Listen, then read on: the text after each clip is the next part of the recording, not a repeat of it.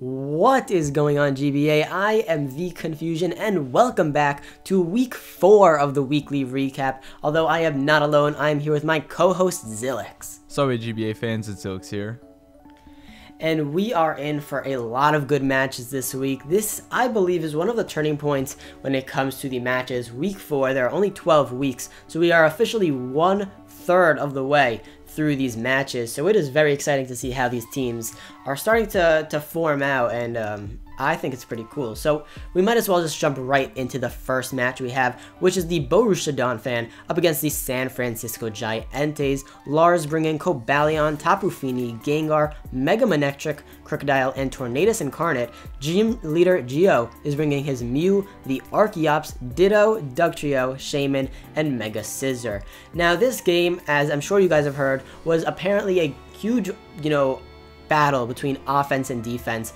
Geo known for his defensive strategies and teams, and Lara is clearly looking at his team a lot of offense. Things like the Gengar, Mega Manectric, Crocodile, Tornadus, even Cobalion. I don't want to hear anyone say Cobalion is not an offensive Pokemon. That thing's a monster. So there's a lot of potential offense on his team, but like we said in past recaps, Geo does receive credit for the offense because things like Mega Scissor, Offensive Shaman, Dugtrio, Ditto even, and then Archeops and Mew, all of those Pokemon can easily run offensive sets, which most of them will be doing this match. So I'm interested to see how this game is going to actually turn out. So let's just jump into what actually happened. We have the turn 1, Cobalion versus Mew. Mew is going to get a huge low kick off, something unexpected, but does a lot of damage to that Cobalion, as Cobalion gets a measly Volt Switch off, and all that allows is for Geo to make a really solid prediction and U-turn on out. Obviously Cobalion getting up the rocks, and as Cobalion Volt Switches out, Geo makes a really good play by clicking U-turn on that Mew and getting some pretty solid damage on that Crocodile. It was offensive even though it had the Intimidate. After that, Ditto is able to copy that Crocodile set, and like we've seen Geo do in the past, he uses Ditto to take a look at these sets. He found out the Fire Fang, so he wasn't going to bring in Mega Scissor so easily, and that was just good information for him to have overall. The real big part of this match is going to come down to that Tornadus, as it easily switches in on the Shaman as the incoming Earth Power comes out. Tornadus is able to set up 3 bulk ups in front of Mega Scissor's face, taking a couple bullet punches, and then because Tornadus Incarnate is not only faster than Mega Scissor, but carries the Prankster, he is able to rest before Mega Scissor gets off of its Bullet Punch, which I'm sure is something Geo would have never seen coming. Something in prep I was also really surprised to see, but worked out very well for him.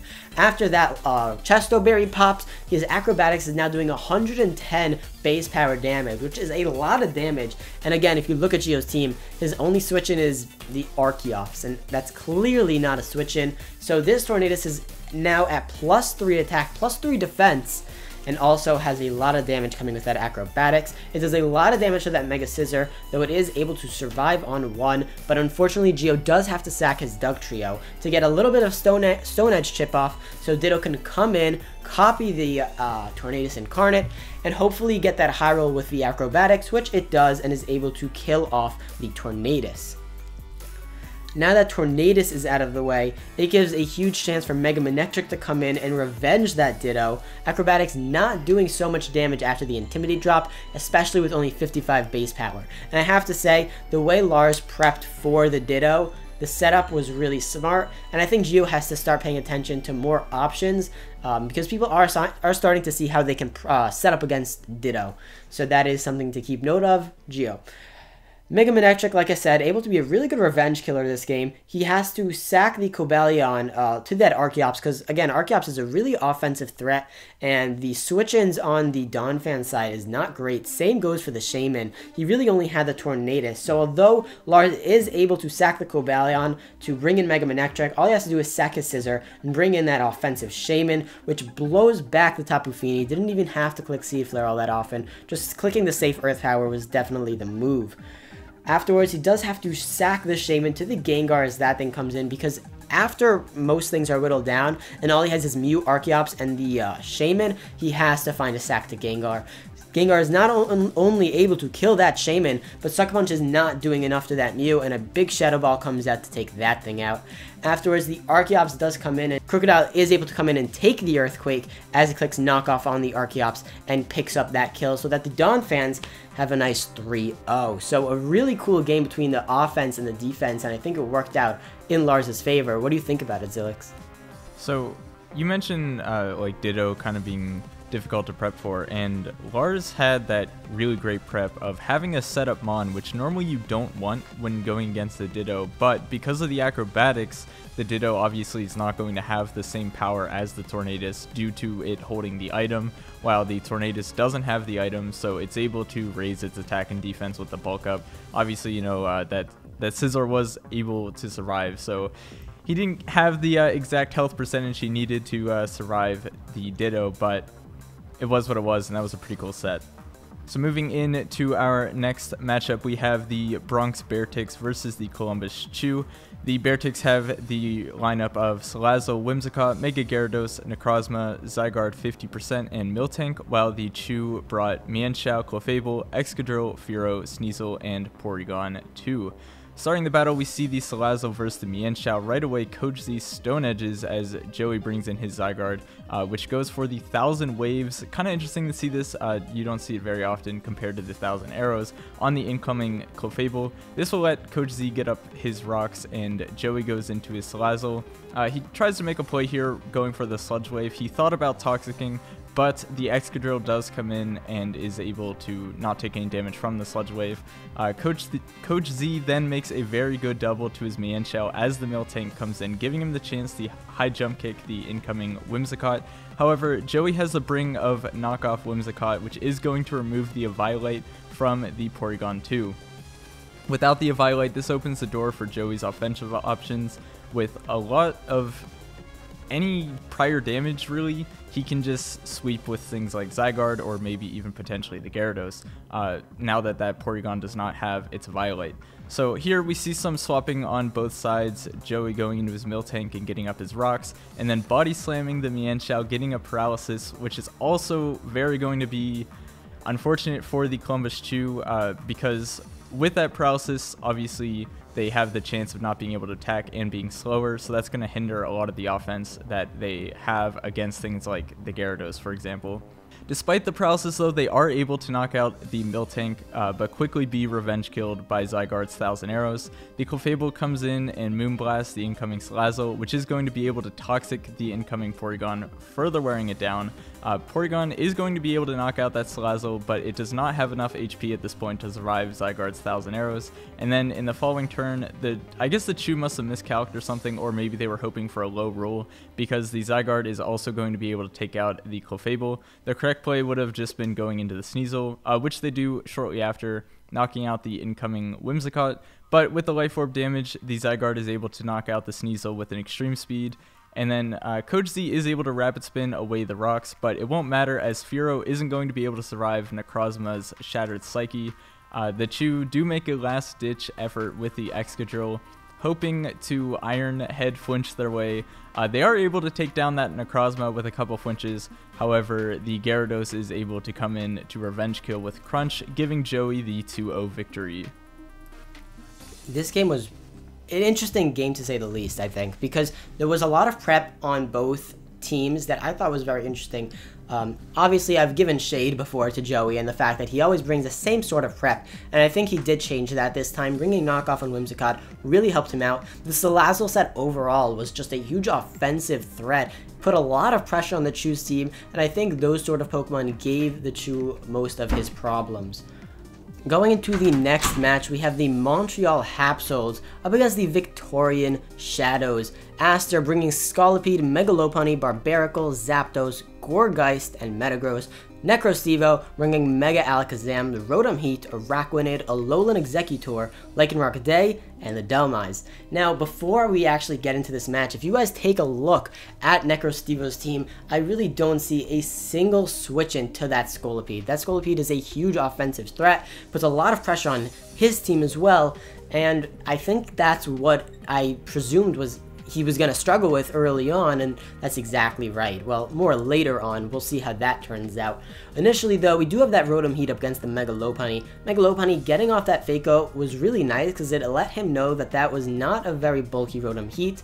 It's able to force Mega Lopunny to switch out into the Zapdos and get a nice Volt Switch off. Now, this is a turn I thought was a mistake from the get-go, so I'll explain my reasoning. He brings in a Alolan Exeggutor on the Zapdos. Now, I acknowledge that the Z Draco did have a chance to kill that Zapdos, but on the same end, he had a pretty free switch into that Lycanroc Day. Now, the reason I think that was a better play to bring in the Lycanroc Day was because Zapdos did go for that HP Ice, but if it wanted to roost, take the Z Draco, roost up again, that was another option Aster had to completely ensure that that Z Draco could not kill his Zapdos. If he brought in Lycanroc Day, yeah, he could have switched in on stuff like Gourgeist and Metagross, but pressuring those Pokemon and starting to whittle those Mons down, I think would have put him in a better position. Overall, though, the Alolan Exeggutor Z Draco didn't kill the Spadef Zapdos on a min roll, unfortunately, but is able to get a good amount of damage as he clicks Draco again, though again that Roost Stall is going to keep that Zapdos relatively healthy. The Araquanid I thought was a very good bring. It had Toxic and Rest. Toxic, being able to whittle down that Gourgeist was useful for him, because like I said, Lycanroc Day I felt had a really decent matchup from the get-go, so if you're weakening things like the Gourgeist and eventually the Metagross as it has to take Liquidations and those sorts of moves, I think that was overall a good bring on his end to have that Toxic and a more defensive Araquanid. Though, however, Aster is going to keep that Gourgeist alive for the Spin Block, a solid play, because that Metagross is able to come in and set up the rocks for some Flamethrower damage. So like I said, whittling down Metagross and Gourgeist was his way to let Lycanroc do some really nice damage, and he did that pretty well, so I was hoping to kind of see that Pokemon come in a little earlier. Unfortunately, though, he brings in the Rotom Heat, and although Rotom Heat did have limited switch-ins, his Metagross and Gourgeist didn't want to take an Overheat, Barbaracle, Mega Lopunny, Scolipede, none of those wanted to take the combination of Volt Switch or Overheat either, so he did rely on that Zapdos, and that was free Volt Switch damage. So I thought that was good prep on his end, and the Scarf I thought did help him out.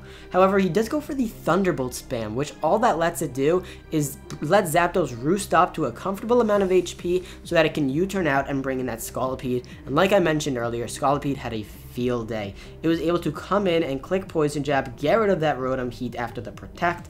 Dhelmise is able to come in and scare that thing out, is able to kill a weakened Metagross and Gourgeist, because like I said, he got rid of those things, so Lycanroc Day did have a comfortable time coming in on the Zapdos, I feel, and doing some nice damage, though he does bring Lycanroc Day towards the end of the game, and really all he has to do is sack that thing to Mega Lopunny as that thing goes down. The last bit I want to talk about is the amazing prep on Aster's side with the Pin Missile Scolipede, right? Alakazam is able to revenge these Zapdos finally, but Pin Missile Scolipede was a strong bring because it broke through the substitute, and Pin Missile, not an attack you usually see in the League format, but predicting the Protect, he is able to set up his speed, and although the substitute did go up, he did not have to risk anything. Pin Missile went off, and as long as he got 3 hits, which is a very decent chance, he was able to kill off that Alakazam. And like I said, I thought it was a really solid bring on his end. So props to Aster. And overall, I think props to Necrostevo. I just didn't think he played as well as maybe he could have with some of his threats. Though I'm sure he'll play better in the future. And I'm kind of hoping for him to pick up a win later on in the season. What do you think? I definitely agree that the Lycanroc, we've seen almost all the games so far. It gets brought in towards the end of the game. And, you know, obviously, like, he's trying to have it as his win condition in a late-game sweeper, but whenever something like Mega Lopunny is still on the field, you can't really rely on that.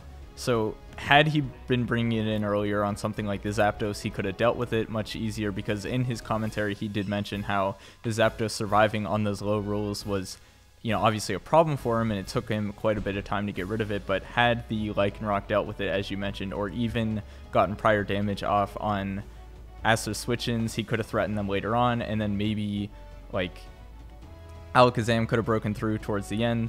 Who knows how the game would have gone had it been played differently, but, like, seeing this Lycanroc only used as a late-game sweeper, it's getting kind of predictable, and I think that he could be playing better with it overall, but, you know, obviously he has his game plan, I'm not in his head, so we'll see how he continues to use it for the rest of the season.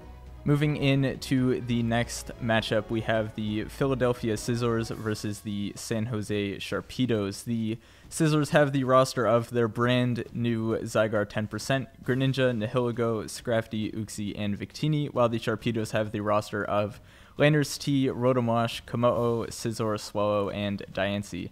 Very close game here. As we can see, it is a 1-0. Starting off this battle, both coaches opt to get their Stealth Rocks up, and since Tom doesn't really want rocks on his side, he's going to defog them away with his Rotom. We do see the Uxie U-turn to the Nihilego, which is going to Toxic the Rotom Wash, and because of this Toxic, it's going to make it hard for Rotom to come in and do what it wants to do, like Volt Switching and defogging. Due to the extra damage each turn, it's going to be very detrimental.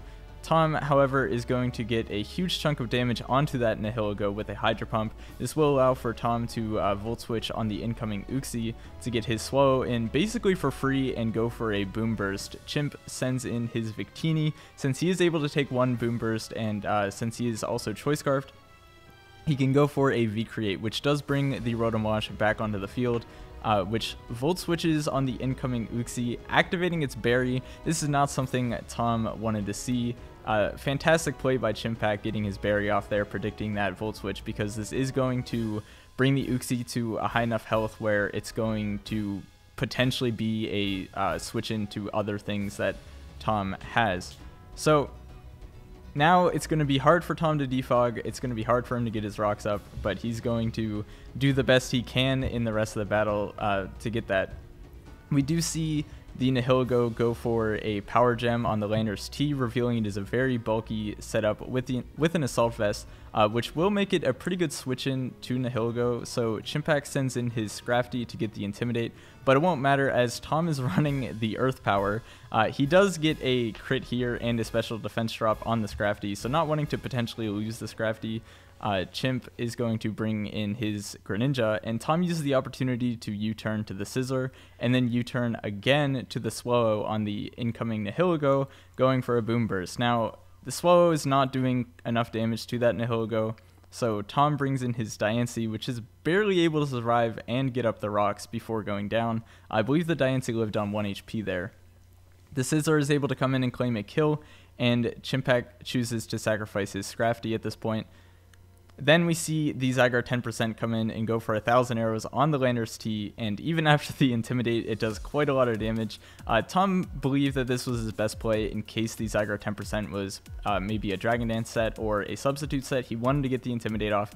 Even if he lost his Landers, he felt the Intimidate was more important. So he is able to bring out a Swallow here, and he doesn't get the kill due to the Victini comes in on the rocks and just dies, which will let Chimpact send out his Nihilego, and he goes to get the kill on the Swallow. However, the damage it took will allow Scizor to knock it out, U-turning to Komodo. At this point, Tom's last chance is to be able to survive 2 hits from Greninja and a banded extreme speed. Since his Komodo does have a speed boost, he's able to set that up, and he does survive both the Ice Beam and the Water Shuriken, which will allow him to knock out the Greninja, but it won't matter as the Zygarde is able to come in and clean up the rest of Tom's team, awarding the Zygarde with 3 kills and giving Chimpact the narrow 1-0 victory. A quick note, Tom mentioned that had he had the Drain Punch on the Komodo, there was a chance of him winning the game.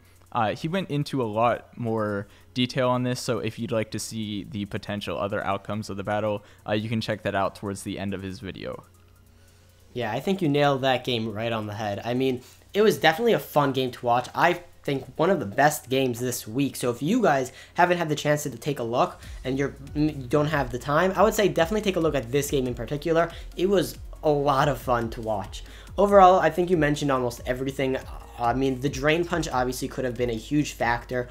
Another thing is that Swallow. I mean, you just bring Specs, Boom Burst, and even an Assault Vest Nihilego, I believe was a set. I think it was leftovers, but very... Leftover, Black Sludge, whatever. Yeah. Yeah, I mean, the Spadef on that thing overall took almost anything from the Swallow, but the way Tom played with it, I think was what made it such a good Pokemon, because Swellow obviously can't do too much to that thing, even with HP ground. So I think the way he played with it allowed him to bring it in and do a lot of damage. So I think, you know, he's playing with that Swellow very well. Overall, though, Chimp, the way he battles, just watching him live comm, I think is one of them, like, very enjoyable, even if it can get slow. And even though he has the funniest setup ever, just seeing him, you know, bend over and try to do everything, I think is just great. You know, doing damage calcs on his phone. I mean, I just love that. And overall, he still pulls out victories. So Chimp's a smart man. He plays very well. So honestly, props to both of those players. And just the one last thing is the way Rotom uses Defog now is starting to prove that it is a very decent defogger in the format. Being able to avoid spikes and sticky webs, and then taking no damage from the toxic spikes, and only 12% from the Stealth Rocks, I think it's showing that it could be a really good defogger. Speaking of Rotom, though, we have the Melbourne Rotoms up against the Detroit Steel Wings. We have Cybertron bringing Pelipper, Mega Swampert, Mimikyu, Kingdra, Ludicolo, and Kartana, pretty much the hard rain core that he has been bringing for the week so far. And then Chase bringing Kafagrigus, Jirachi, Thundurus, Tangela, Donphan, and Suicune. Right out the gate, Chase has a absolute terrible matchup. I mean, he had nothing for the combination of Ludicolo and Kingdra on his team. Like, nothing switched in, and I completely understand him bringing Trick Room. It was one of his only ways that I saw he could possibly beat out the Rotoms, and even then his offense is pretty fast. Things like Jirachi, Thundurus, so he did have to bring slower, not so offensive threats, right? Suicune and Donphan, although running very offensive and pretty great coverage, you don't normally see them as offensive Pokemon, but I did think the way they were built was very good.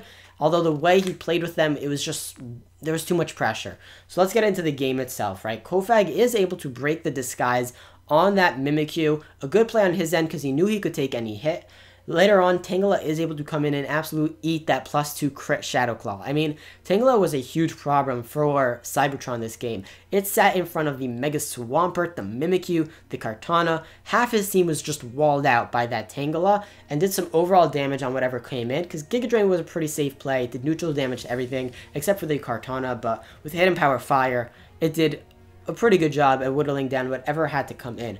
However, setting up Trick Room was great, but just not so great with AV Ludicolo. AV Ludicolo was his strongest bring this week because Cybertron was able to switch in on things like Jirachi and Kofag's Shadow Ball and Psychic, take any hit, and start hitting them hard with Scald. It didn't need the speed, which is why it was so powerful. If it was a Life Orb Ludicolo, Jirachi could have done a lot more damage with the Psychic, and although Scalds would be doing a lot more damage in the rain, and with a Life Orb boost, he wouldn't be shooting as many off because he's been whittled down to more powerful Psychics and Shadow Balls, plus Life Orb recoil. So I think the AV Ludicolo was really what brought it home, because the Trick Room wasn't as effective with AV Ludicolo spitting out Scald whenever it had. Another big thing was no U-turn momentum, made it so that Donphan and Suicune really couldn't come in for free, and the Donphan, although having great coverage, almost everything on Melbourne Rotom's team nearly brought it down to sturdy. Another thing is he brought Stealth Rocks on the Mega Swampert, a great bring. Honestly, I think his only Stealth Rock user, so he was kind of forced into that. We spoke about it last week or the week before, how his team lacks the pressure with rocks and hazards, so bringing that was really what made it a better game for Cybertron, because the Thundurus couldn't keep switching in, and the Donphan didn't have it sturdy. If it did, it probably could have gotten another kill and it wouldn't be such a big differential game, but however, those Stealth Rocks did make a very large impact. Kartana does waste its Z move later on as Chase makes an amazing double into that Tangela. Like I said, Tangela doing a great job. It's more so the fact that Ludicolo and Kingdra came in late game and pretty much destroyed everything, because the Trick Room setters were super weak from that Ludicolo, since the switch-ins to Ludicolo were the Trick Room setters. So I think that's what really brought Chase down. I think he could have played a bit better, but his matchup was just so terrible, I really can't blame him for the game. What do you think? It's a tricky match to talk about. Yeah, I mean, I've always talked about in the past with matches like this, if you're ever at a huge disadvantage, always look to berries, because, you know, like maybe a water resist berry or something, or a grass resist berry on things like the Donphan and Suicune to get some interesting, like, at least either revenge kills or set up enough damage for something like either the Jirachi, the Thundurus, to take advantage and get a kill. I mean, there's so many different ways to team build, and obviously Chase went for the kind of bulky Trick Room setup to try to counter the rain that way, which it kind of worked for a little bit, but it was very obvious early on that his walls were just getting worn down too easily. So I don't know. Those are my thoughts, but it's a tough matchup. Yeah, it was tough. So speaking of tough matches, we have the New Orleans Pelippers versus the Florida Gators. The Pelippers have a roster of Cresselia, Tornadus T, Hariyama, Piloswine, Garchomp, and regular Diancie because yet again, no Megastone. And then the Florida Gators have the Klefki, Mamoswine, Buzzwole, Type Null, Crobat, and Mega Altaria. So as I mentioned, tough match because this is quite a long battle. Luckily for you guys, though, I've summarized it in a way that will mean that we won't be here forever. So starting the battle right away, Gator sets up his Stealth Rocks, and Pokemon goes right into his Cresselia and begins to set up Calm Minds. Gator tries to go into his Buzzwole because he knows that he can take a Psychic and then Revenge Kill with Leech Life, but he realizes that his Buzzwole is actually slower than this Cresselia, so he does swap it out, saving it, and he goes into his Klefki, and then for about the next hour and a half, maybe 6 hours, the Cresselia and Klefki sit in front of one another. During that time, Gator realized that his play could have been to go into the Type Null and lower the speed of the Cresselia with the Icy Wind, then go into the Buzzwole and deal with that way.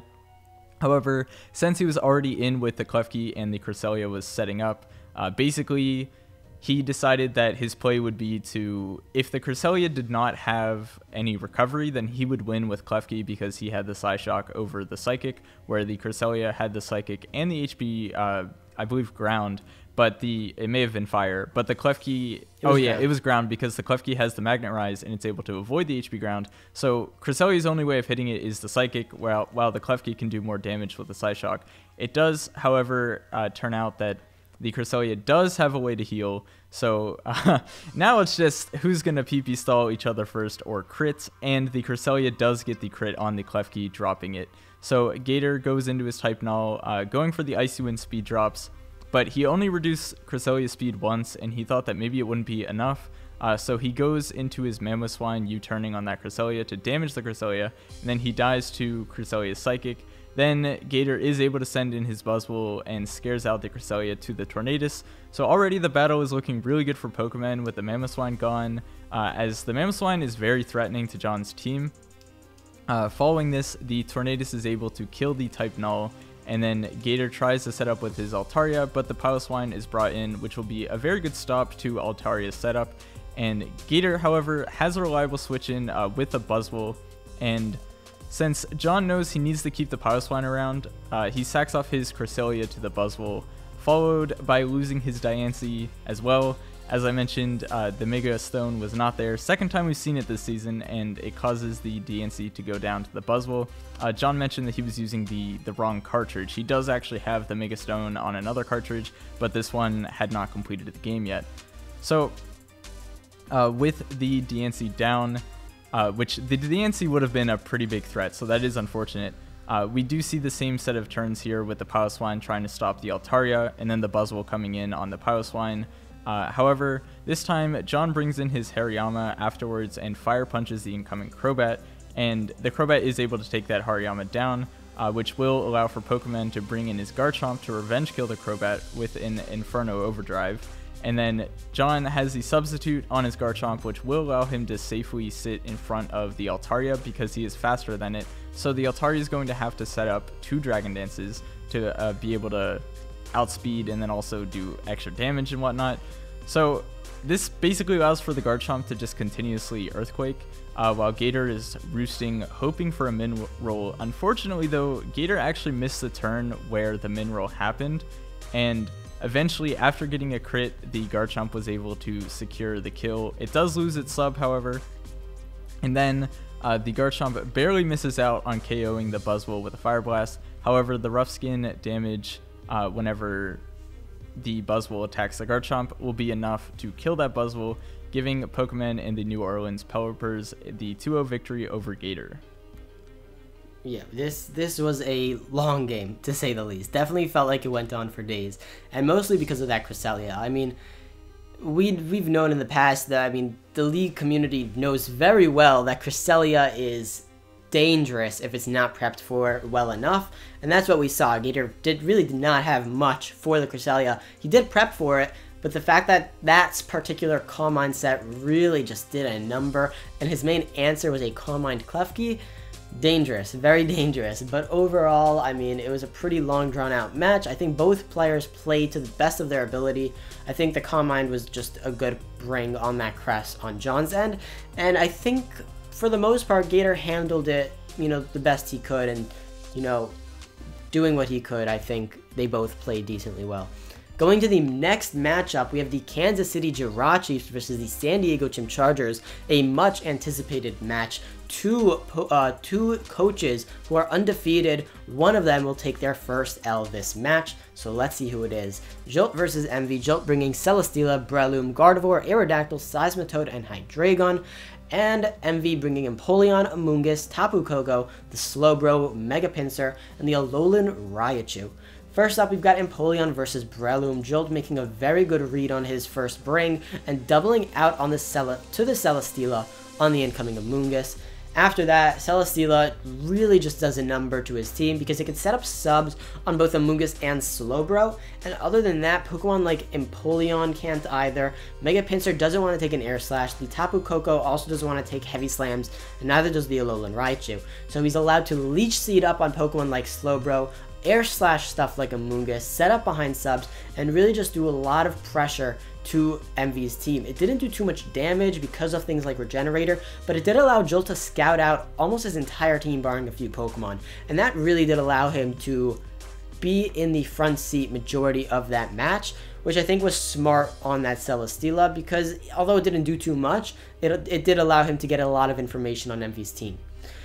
Next up, Seismitoad is going to predict the Empoleon and click a pretty safe EQ. Although that Empoleon is running a Shuka Berry, Envy gets a little cocky and goes for that Grass Knot rather than setting up any sort of rocks or even doubling out because he is carrying the Rindo Berry. Jolt carries that Rindo Berry. Grass Knot does around 40%, and an EQ follow-up is able to kill the Empoleon. Not only does that allow for no rocks to go up, ensuring Breloom's Sash is intact, and Pokemon like Aerodactyl can freely switch in on Mega Pinsir without being too KO'd by either of its return or close combat, but he cannot defog either, which then allows the Aerodactyl to come in pretty safely on that Mega Pinsir and click Stealth Rocks as he forces out that Mega Pinsir.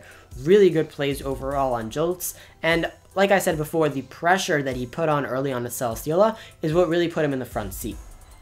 AV Gardevoir after that really is what breaks the core. It was not the Celesteela, that Gardevoir, the Assault Vest, such a strong bring with the help of the electric terrain, is able to click Thunderbolt, Moonblast, and Psychic. The combination of those three moves has little to no switch-ins on Envy's team, and it allowed the Gardevoir to take any sort of hit thanks to its Regenerator, allowing it to switch out later on to counter out that Raichu, but overall weakened down things and doing tons of damage to things like the Amoonguss and the Slowbro. Afterwards, Raichu couldn't sweep because that Seismitoad is able to eat a Psychic later on, and that being Envy's last-ditch effort of sweeping Jolt's team doesn't work. It does allow Jolt to take a nice 4-0 victory.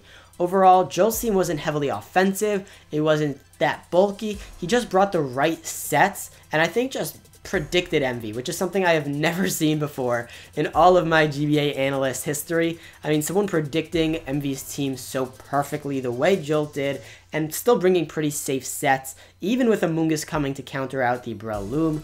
I think Jolt did play that very well, deserves a lot of credit, and I'm kind of interested now to see who's going to topple first, whether it's Chimp or Jolt. What do you think?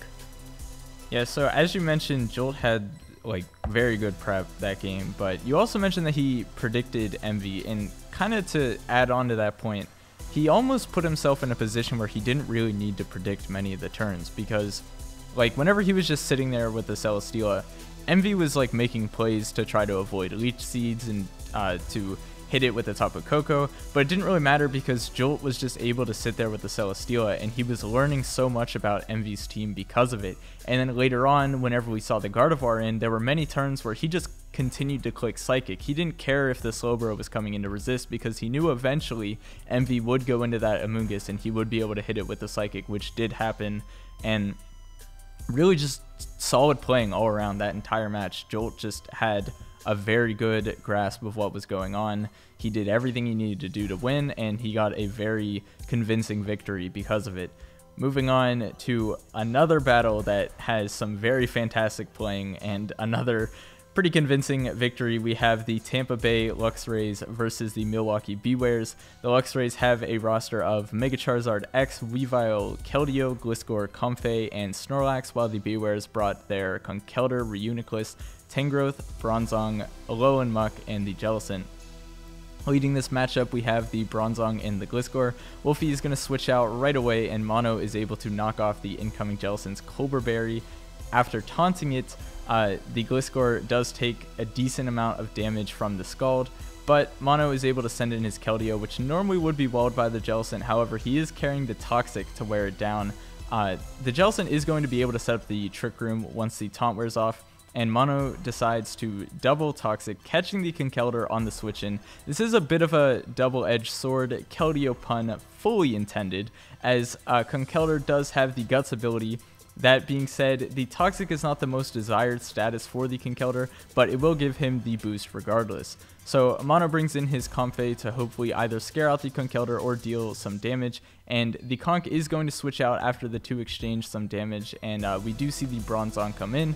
Wolfie wants to get up his rocks, however, Mono is running taunt on many of his mons, including the Comfey, so with the rocks prevented from being set up, the Charizard is able to come in, and now Wolfie does make a very good play of bringing in his Reuniclus at the same time, which really will do a lot to prevent a potential Mega Charizard sweep from happening, as the Reuniclus is able to take a hit and set up a Trick Room, allowing it to recover its health as Mono brings in the Snorlax, which the Snorlax can really soak up any hits from the Reuniclus. And following this, we see a kind of set of plays that will continue happening throughout the battle, where the Muck comes in on the Snorlax and sets up a Curse, and then the Snorlax either goes for a knockoff, or the Gliscor will be brought in, being able to take hits from the Alolan Muck and scared out with that Earthquake. This brings in Wolfie's Tangrowth on the first time. He is going to lose his Aqua Berry from Gliscor's knockoff, which is very unfortunate, as he did want to preserve that berry to be able to take a hit from the Charizard. We do see an interesting set on the Tangrowth though, as he does have the Substitute and Swords Dance, which will allow him to take that Comfey down with a Power Whip. However, since he lost his Substitute and the Aqua Berry, the Charizard is able to come in and revenge kill the Tangrowth for free. But again, this is going to prevent that Charizard from setting up a Dragon Dance, because the Charizard is going to be forced to attack that Tangrowth that's in front of it. So after that, we do see the same set of turns with the Snorlax and the Muck before Wolfie swaps his Muck for the Conkeldurr. Mono figures the Ice Punch was coming and makes a very good play of going into Keldeo, then makes a risky play, assuming a swap to Jellicent. He goes into the Weavile once again, making the right play. And because Jellicent lost its Cobra Berry earlier on, the Weavile is able to take out the Jellicent. Wolfie then brings in his Conkeldurr, and we continue to see correct predictions from Mono. First, he swaps in his Snorlax on an Ice Punch, then he stays in predicting yet another Ice Punch, and then goes for the Facade, leaving the Conkeldurr low enough to die to the toxic damage. Wolfie's really on the back foot at this point. He does set up the rocks with his Bronzong to weaken both the Weavile and the Charizard on the switch-in. We then see the Muck and Snorlax exchange once again, which does bring in the Gliscor to knock out the Muck, and without the Muck, nothing can take a hit from Weavile anymore, so Wolfie is able to at least take down the Gliscor with Reuniclus before the Weavile hits the field, taking down the Reuniclus and the Bronzong, giving Monotui and the Tampa Bay Luxrays the 4-0 victory over the Milwaukee Bewares. Yeah, what a game. I mean, the fact that we see another match with Trick Room I thought was really interesting. You know, 2 matches who have Trick Room this week was really cool. Overall, though, I think it really came down to the fact that Mono played his Pokemon very well. I mean, he had to play around that Conkeldurr perfectly. One wrong move and an Ice Punch or a Drain Punch could have decimated one of his Pokemon. So the way Mono played around, the way the Milwaukee Bewares and Wolfie played, I honestly, hands down to him, he did a very good job in that match. Yeah, like incredible playing from Mono. So let's take a look at our conference breakdown and see how all of the teams are doing here at week 4. So one thing I do want to mention is none of the teams have actually moved up or down. The only, I guess, change is the Milwaukee Bewares are now technically third in Melee. They were tied with Gator, but because they are down 2 differential from Gator, they're now considered third. But all the teams are basically in the same spots as they were before. One thing that's worth noting is the entirety of the Ula Ula division lost to the entirety of the Pony division. So I guess if they want to have pride in their own division, they did pretty good this week. All of them getting a win there. And then Akala and Melee were a split of 2 wins and 2 losses each. Wow, that's really cool. More so the fact that everyone in the Ula Ula division doesn't really lose out on too much. They kind of stick around in their positions, and same with Pony. It's more so those differential points that make a huge difference. Something else I noticed is we have only 2 teams now that are winless, and only 2 teams now that are loseless, or that does not sound right. Just 2 teams without losses. Undefeated. Undefeated.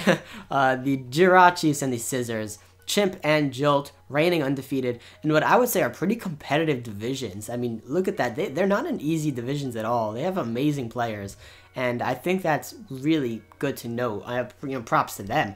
The Ula Ula and Akala are hosting the 2 teams that are winless with the Columbus Chu and the Victorian Shadows.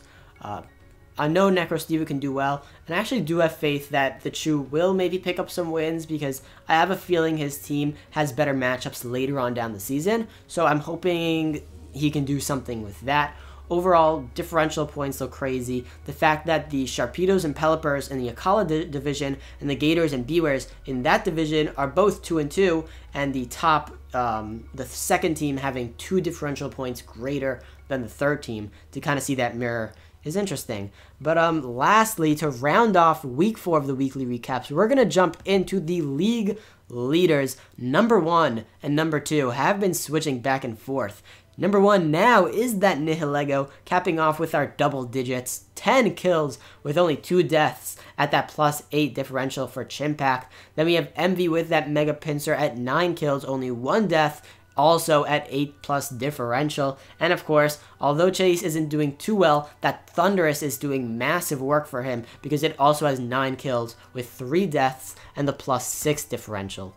Now looking through 4 through 10, Zygarde Doggo, number 4. Is that your predictions, Alex? Did it work? My prediction was a certain any mon would either be dropped or it would be picked up in a transaction, which the Zygarde was, and then it would enter the top 5. So right now, bold prediction is true. If the Zygarde can stay there, then that bold prediction will be true. And if either Chimp or Jolt goes undefeated and then wins the championship, then my other bold prediction will be true. So if Chimp can take this Zygarde to the championship and win without losing, then Chimp made both of my predictions true. Wow, that would be absolutely legendary. That'd be pretty ridiculous, yeah. So yeah, looking at that Zygarde, I mean, it has no deaths and a massive 8 kills. The Weavile also having 8 kills, but does have those 3 deaths, bringing its differential a little lower. Xurkitree, Scissor, Swellow, and Scolipede, yeah, all have those 6 kills and vary in their differential points. Chimp, I believe, having also 2 Pokemon up there in the top 10, and we see the San Jose Sharpedos, and Tom also having 2 Pokemon side by side at number 7 and 8. And lastly, Cobalion, although it hasn't been brought to offensively, we all know that Cobalion is not shy of being in the league leaders, so the Borussia Dawn fans doing a good job at keeping that thing up here. Overall, I like the way the league leaders look. Nothing terribly surprises me. I think the only thing that surprises me is the fact that there's only 1 Mega Pokemon. I think that's something you don't see too often. The only Pokemon we see here that's Mega is that Mega Pinsir at number 2, which obviously is great. And then things like the Nihilego and the Xurkitree being our only Beast, Ultra Beast. So, cool things to note there. Overall, not surprised. What do you think? Yeah, I mean, things like the Swallow proving to be very threatening in the Sun and Moon meta. Obviously, the Zygarde. We'll probably see Zygarde 50% creep its way up there. I'm pretty sure it's either tied with number 10 or it's close there. So we may see 50% up there as well. But yeah, surprising to only see 1 Mega. Usually we see a couple more, but with the Sun and Moon meta, obviously, times have changed. Yep. Yeah. That's all there really is to say. So do you want to wrap things up? Yeah, I mean, you guys have been great if you stuck around. Hopefully this was a little shorter than they have been in the past. Overall, thank you guys for watching. If you guys are interested in any of the links we have down below, any of the coaches and the channels for Zilix and I, go ahead and look in the description. Be active in the comments. We're always looking to have a nice conversation with you guys. And overall, we will see you at week 5 next week for Wednesday. We will see you. Peace.